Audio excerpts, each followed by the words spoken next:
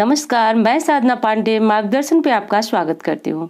दोस्तों, कल यानी कि 7 अप्रैल को पाप मोचनी एकादशी का व्रत है।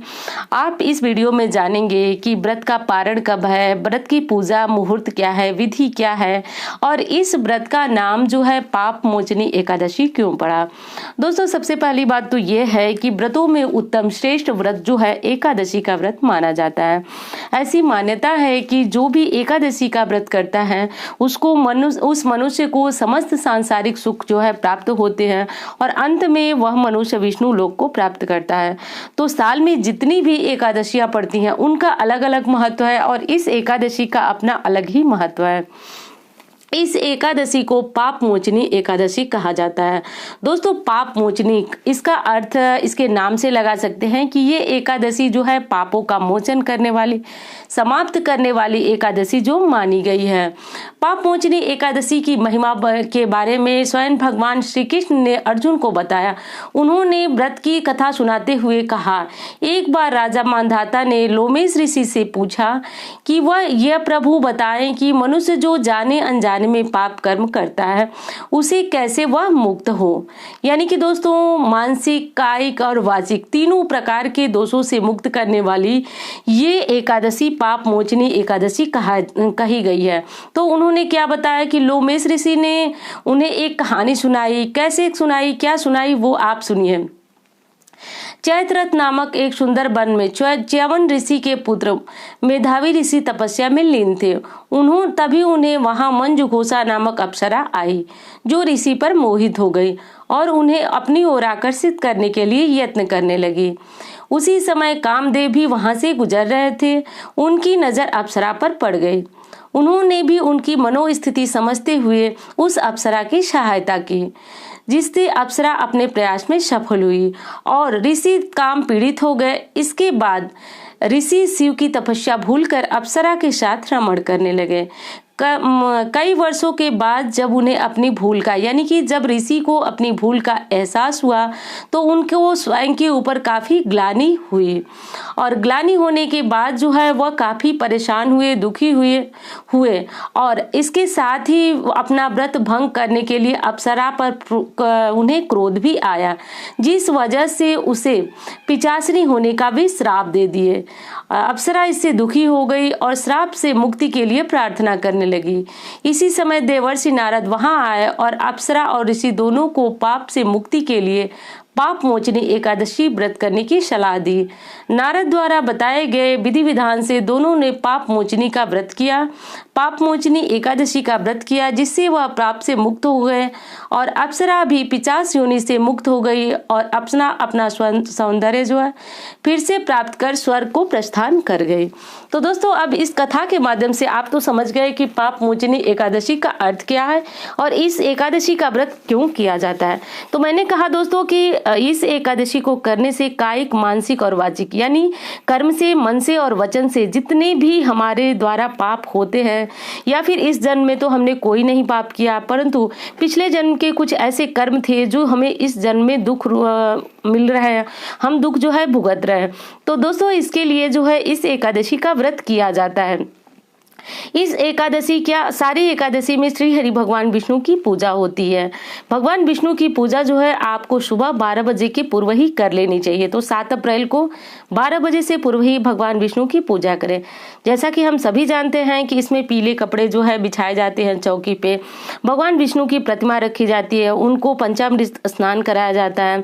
स्नान के बाद आप जो है सत्यनारायण की कथा भी करा सकते हैं। विष्णु सहस्त्र नाम का पाठ तो आपको अवश्य ही करना चाहिए। इसके बाद जो है भगवान विष्णु को केले का भोग लगाए। आज के दिन पीली वस्तुएं जो है भगवान को पीले फूलों का हार चढ़ाया जाता है और भगवान को पीले लड्डू वगैरह का भोग लगाया जाता है।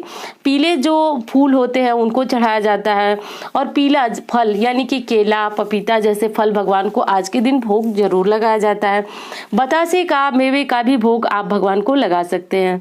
देखिए, व्रत कब प्रारंभ हो रहा है, तो व्रत को इस बार जो पाप मोचनी एकादशी है वो लोग व्रत रहेंगे 7 अप्रैल को और एकादशी तिथि जो है प्रारंभ हो रही है 7 अप्रैल को दोपहर 2:09 से।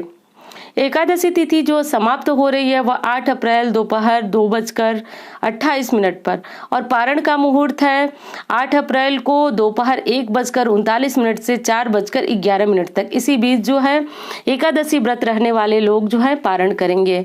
अब जो लोग व्रत नहीं रहेंगे वो भी भगवान विष्णु की पूजा आराधना करके अपने जाने अनजाने में किए गए पाप कर्मों से मुक्ति पा सकते हैं। दोस्तों एकादशी का व्रत रखने से एक और फायदा होता है। एक तो ये कि आपके नवग्रह जो है शांत होते हैं, चंद्रमा की भी कृपा आपको प्राप्त होती है।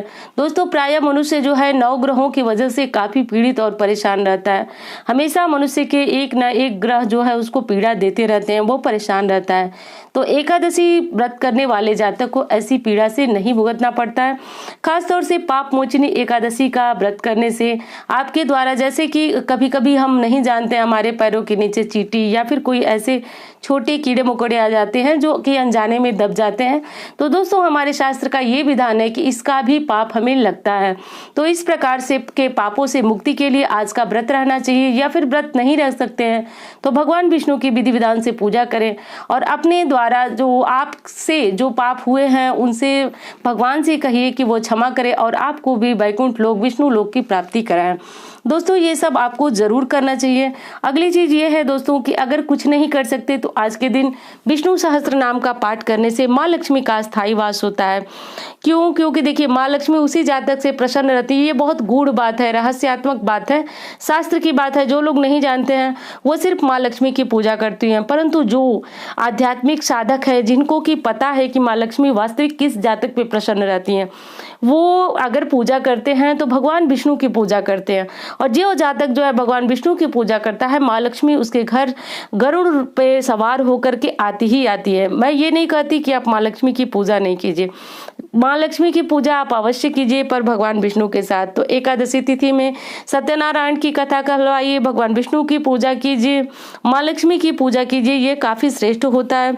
एकादशी तिथि में तुलसी पूजा भी करने का बहुत महत्व है, क्योंकि मैंने बताया कि आपको एक विशेष प्रकार से तुलसी पूजा करनी होती है। इसी प्रकार जल वगैरह आप नहीं दे सकते, तो उसके लिए भी वीडियो पड़ी हुई है, आप इस चैनल पे देख सकते हैं कि एकादशी के दिन तुलसी की पूजा किस प्रकार की जाती है, क्या कैसे उनकी पूजा स्नान वगैरह किस प्रकार कराया जाता है।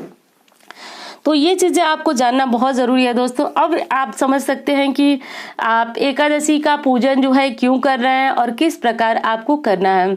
तो ये चीजें जानना हमारे लिए बहुत जरूरी है दोस्तों कि एकादशी के लाभ क्या है। तो देखिए एकादशी का लाभ अगर पति पत्नी दोनों साथ मिलकर के करते हैं तो निश्चित रूप से व्यक्ति जो है इसी जीवन में स्वर्ग के सुख की अनुभूति करता है।